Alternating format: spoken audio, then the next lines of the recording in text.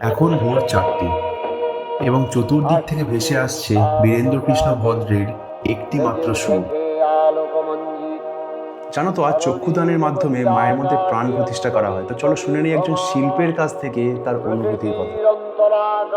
প্রতিমা তৈরির কাজ শুরু হয় বাঁশের তৈরি কাঠামো দিয়ে। তারপর একে একে আসে বিচুলি বাঁধা, মাটির প্রলেপ এবং রঙের পরে আসে চক্ষুদানের পর্ব। এই পর্বে শিল্পী তার আবেগ এবং অনুভূতির মাধ্যমে প্রতিমার মধ্যে প্রাণ প্রতিষ্ঠা করেন।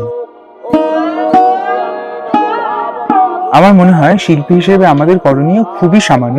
মা নিজে থেকেই তার মাধ্যমে সবটা করিয়ে নেন।